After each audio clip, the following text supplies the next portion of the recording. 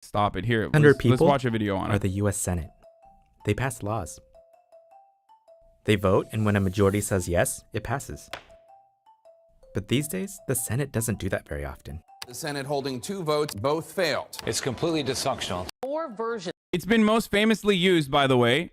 You might be shocked to find out. Like, Bernie Sanders has used it in the past as well, famously, to oppose, I think, war, additional military spending, shit like that. But it's most famously been used by, you might have guessed it, white supremacists in the South to make sure that black people do not have equal representation.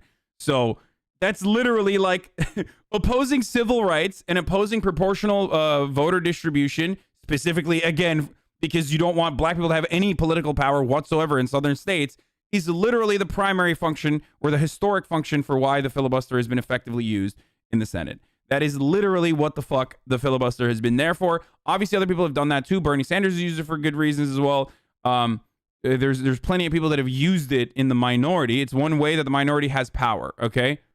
And automatically, because of the unequal way that the Senate works, with Democrats getting 10 million more votes and still fucking losing to Republicans, losing Senate seats to Republicans ultimately because of the inequality that's built into the Senate, each state having 2 senators, making it so that like California has the same number of senators as like fucking 8 states combined. Because of that, Democrats know that they're most likely always going to be in the minority party in the Senate, and therefore they want to have this weapon that they can use to nuke really, really ridiculous bills that are going to be super fucking harmful. You see what I'm saying? And that's precisely why some Democrats are scared of nuking the filibuster, because that's what happened throughout the history with Harry Reid and with the Obama era obstructionist Republican Party led by Mitch McConnell, who refused to allow lower court appointments to occur under Obama, and implementing a new rule to destroy the filibuster when it came to lower court appointments, which the Republicans utilized and even expanded on, calling it the nuclear option when roles were reversed to appoint a Supreme Court justice.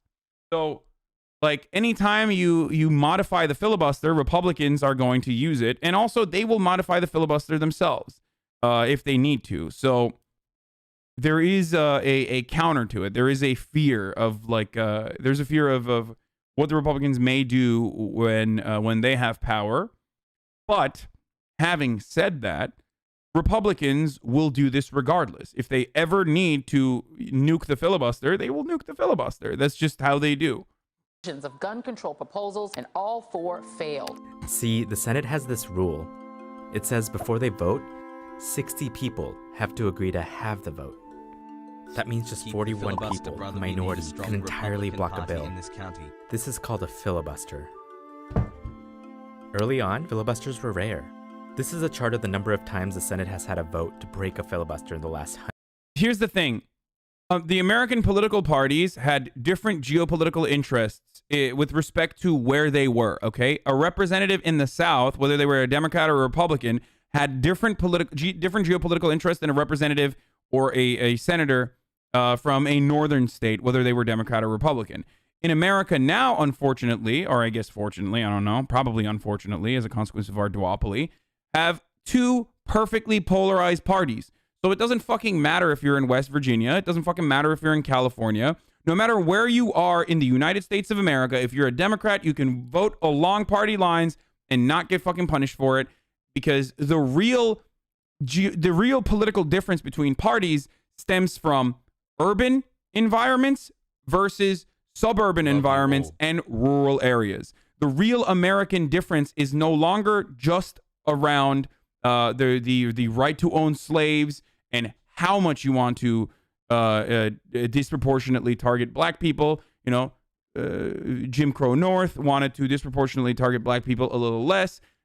Jim Crow South wanted to codify the disproportionate targeting of black people and make it legal to do it and enforce. So, you know, that difference, those geopolitical interests no longer exist in a similar capacity.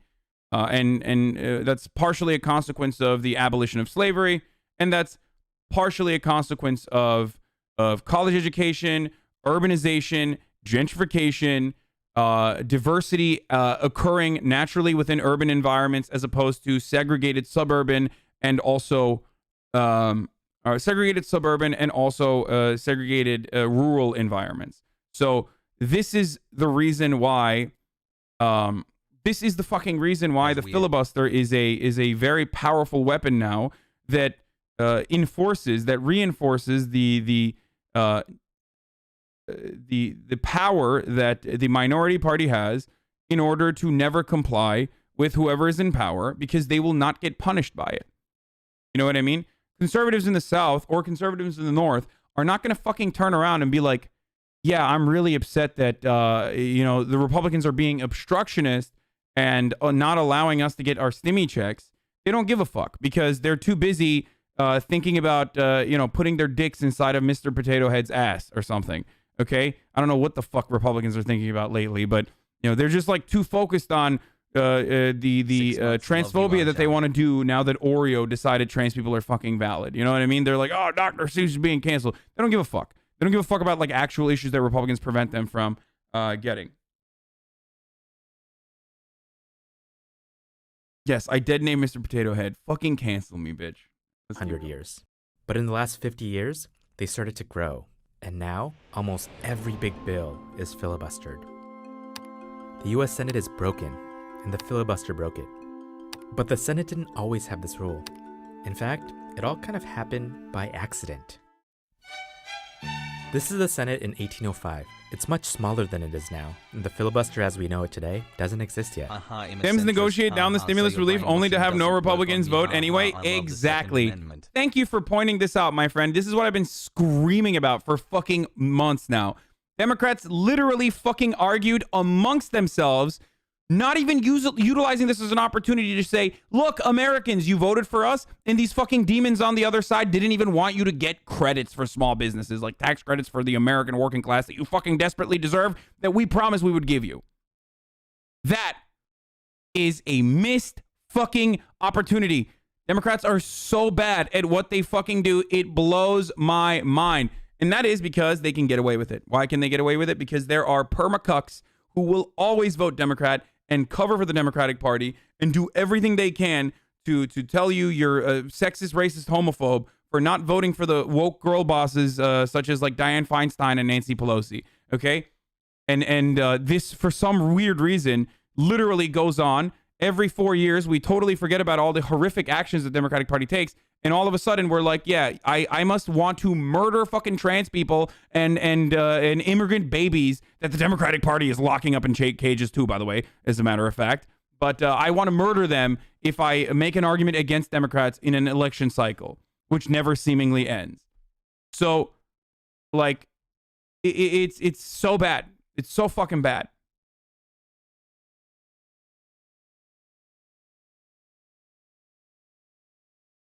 What are you supposed to do? Vote Republican? Of course not. There is no alternative. That is the worst part about this process, is that, as I will freely admit, there is no alternative. What are you going to do? Vote for the fucking Republicans?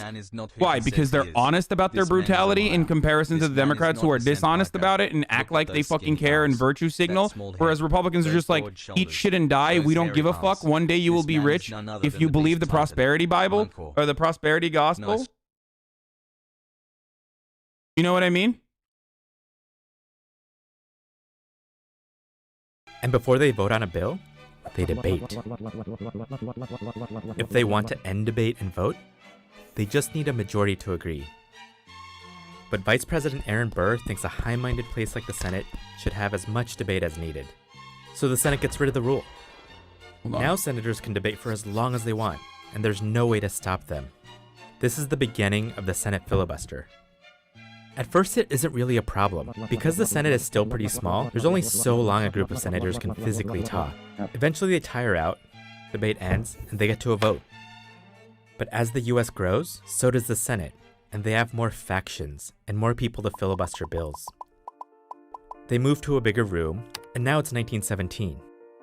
World War I is underway, but the US isn't involved. Then President Woodrow Wilson asks Congress to authorize a President Woodrow Wilson says, why don't we all filibustering some bitches? broad military action. A group of senators don't want to give Wilson the power to enter the war. So they decide to debate until the session ends. Filibuster. Woodrow Wilson is mad, and he demands that they go back to the old Senate rules. The debate can be ended with a simple majority. The Senate doesn't want to do that, so instead they compromise. They change the rules so they can end debate with the approval of 2/3 of the Senate, so that if senators want to block a bill, they need a third to do it. This is basically the system we have today. A supermajority to agree to vote, then a simple majority to pass a law. And for a few decades, the filibuster is used, but pretty sparingly. Then in the 1950s, the Senate starts to consider civil rights legislation, and Southern senators really hate this. But they don't have the votes to actually defeat the bills, so they start using the filibuster to block bills. Here's South Carolina Senator Strom Thurmond. He looks tired because he just filibustered the 1957 Civil Rights Act for more than 24 hours. These filibusters are painstaking, and they block the Senate from actually doing work. The majority leader at the time, Mike Mansfield, doesn't like this. He's okay with needing a supermajority to pass things. What he doesn't like are these long, pointless speeches. So he makes a change. He skips the debate and goes directly to a vote to see if there's a supermajority to end debate. This means if senators want to filibuster, they don't have to stand up and talk. They can just threaten to, as long as they have the numbers to block a supermajority vote. This makes it way easier to filibuster. And the number of filibusters grows. In the mid-70s, the Senate changes the threshold needed to filibuster. Now instead of 34 senators, you need 41, but it doesn't make much of a difference. And then around the 2000s, senators in the minority start to realize something. They can gain more politically by fighting than by... Exactly. Once, and this is what I mean when I say, like, there was a heel turn that got solidified within the ranks of the Republican Party under Mitch McConnell. It started in the early 2000 era, but that heel turn of obstructionism became permanent under the Mitch McConnell rule. This is precisely what I've said over and over again, where senators recognize that when they are in the minority position, literally just obstruct. You will not be politically punished for obstruction because it makes whoever is in power look bad. That is metagaming. Okay? Senators are fucking metagaming. Mitch McConnell, sir, you are metagaming. Please see yourself out of the halls of the Senate, sir. Okay? They literally started gaming the fucking system by just never, ever getting any legislation done. Automatically, whoever's in power looks bad because everybody hates a gridlock Congress. Now, there are certain things you can do to avoid that, like a budget reconciliation bill, right? Like a budget reconciliation that you can pass with just a simple majority. Now, what you can do is exactly what the Republicans do, which is pass it on with a budget reconciliation, no matter what the fuck happens, right? You can change the rules. You can push it. You can spear dick it through Congress, like Republicans always do whenever they want to fucking pass legislation, no matter how ridiculous it is. But Democrats have to act like they give a single shit about the processes or due process when they don't. They don't actually care. They just care about like only furthering the progressive agenda as far as it is lip service, and never truly changing the material conditions of the American working class, because that would imply making changes that ultimately end up harming their real benefactors, the corporations and the wealthy.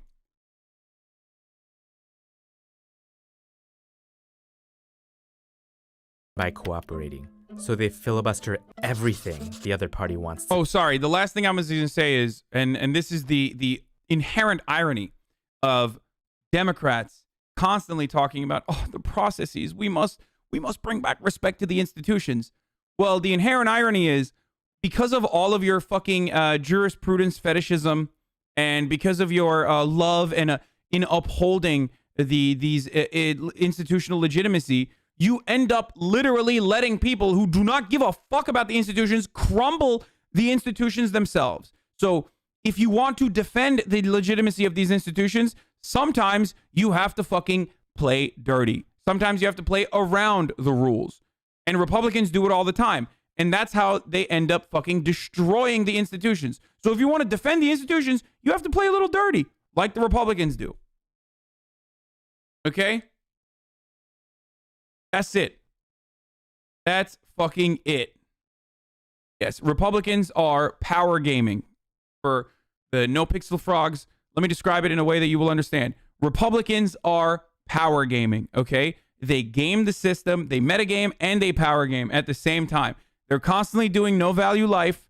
They're constantly fucking power gaming, and they are using an exploit mechanic by the name of a filibuster, okay?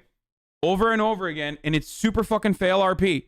What did Trainwreck say in his subscription, in his resub notification? Where the fuck is my mod? We made a trade, Hasi Dasi. You can't fucking ban people. I'll mod you right now. You can't ban people, Train. Here you go. Uh-oh. He's gonna ban all of you boys. Watch out.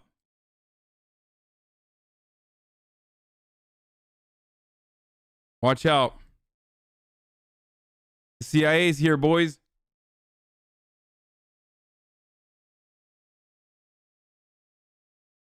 Anyway. So, let's keep going. To do. That's what leads to this spike. Now, almost every big bill is filibustered.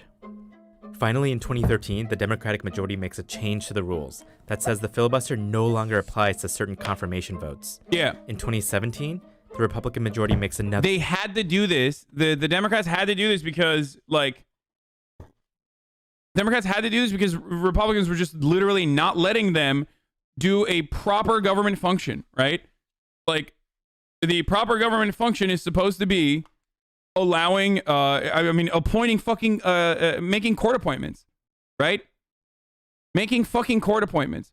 And Republicans were just like, no, we're not going to do it. Like, oh my God, Train is moderating even himself. He deleted his own message. What the fuck? How is he doing this? Message yelled at by Train for 2 hours.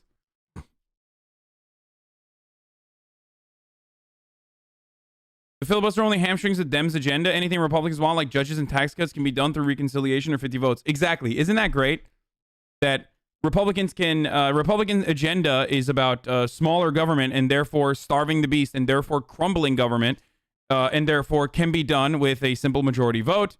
Whereas the Democratic agenda requires progressive legislation, if they truly care about progressive legislation, that is, and that suspiciously will always require a filibuster-proof majority.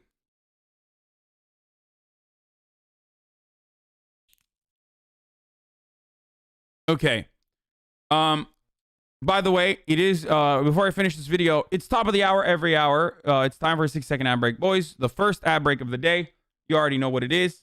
You no longer want to see the ads. You can subscribe. You can do it for $5, or you can do it for free with your Twitch Prime by connecting your Amazon Prime account to your Twitch account. You get 1 free Twitch Prime. Use it on me. Do not use it on Trainwrecks. That motherfucker is getting all the Twitch Primes. Use it on me instead. I hope he's still in here and he heard me say that. Here's the ad. Okay, I'll wait a little bit. You know that some people like me who live in North Africa can't see your goddamn ads? Yeah, no, I know. Yeah, I always talk about how you can avoid ads. You can use fucking, you can use ad blockers, which will cuck you down the line because Twitch is constantly fucking changing their ad blockers, basically.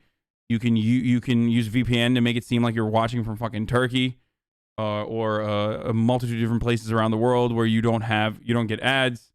Like, or you can literally just live in one of these countries where you won't get served an ad because Twitch is not really selling ads to the Turkish fucking audience.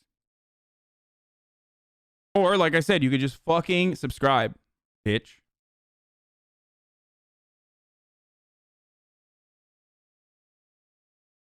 I just wrote to excuse moderator support. I was very friendly, and then suddenly the moderator closed the thread and called me, and I quote, "Piece of shit. Want to talk about this with me?" No. Why would I do that?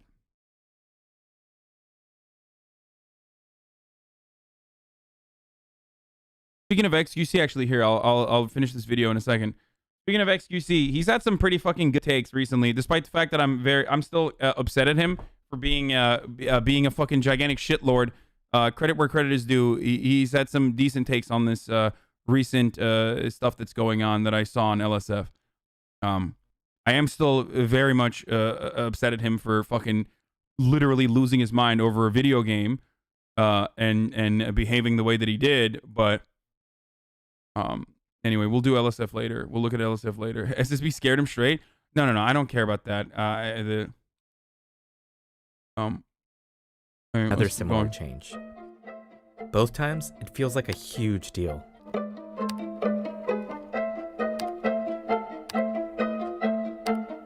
But now, things are beginning to change. The 2020 elections are coming up, and Democrats have some big proposals. Healthcare in America. Federal investment in teachers' salaries. Investments in clean energy. But disgusting, guys, disgusting things like investments in clean energy and increasing federal teacher salaries. What is this, communism? Thank God for the filibuster so that, you know, the Republicans can fucking destroy these horrific pieces of legislation that would genuinely ruin this country by implementing communist Sharia law immediately. Democrats know even if they have a majority in the Senate, they're not going to get the 60 votes needed to overcome a filibuster. And that's why a new idea is now on the table. Would you urge the Senate Democratic leader to get rid of the filibuster? I think we have to have that on the table. To get rid of the filibuster. Why is Devin Nash working for Pod Save America? What the fuck? I did not know that Devin Nash literally was an Obama-era speechwriter, like an Obama speechwriter who is also one of the Pod Save America hosts. That's crazy. The filibuster? I think we have to have that on the table. To get rid of the filibuster. Get rid of the filibuster. Getting rid of an old tradition naturally feels radical. But here's one more story about the filibuster. The Senate is only one Someone said, that's Dan Pfeiffer, dumbass. Oh, is it? Thanks, brother. half of Congress.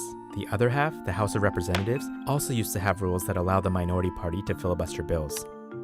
Then, in 1888, Republicans won control of the House, but the filibuster rules kept them from actually passing anything. It was like the election and ultimately the will of the people didn't even matter. So, they got rid of it. And the reasoning was pretty simple. If the party that loses an election can block the winners from doing anything, what does it mean to be a democracy? Yes, I am a based Senate abolitionist, as a matter of fact, and an advocate for the tyranny of majority. I'm a based Senate abolitionist and an advocate for the tyranny of the majority, because I recognize that the alternative to tyranny of majority is tyranny of minority, which is currently what we have, which is a based democracy defender. Okay. Ultimately, if you nerf the Senate, then that's fine. You know what I'm saying? Like, I will still have this like weird fucking Senate process as long as you nerf it. And this shit is ridiculous. It's fucking ridiculous. Why do we have institutions that literally benefit Republicans no matter what? It always will benefit Republicans, especially with the way that that votes are distributed in this country. Okay, like a singular voter has so much more power within the Electoral College if they live in like a red rural area versus all of the Democratic voters that congregate in areas like big cities and shit.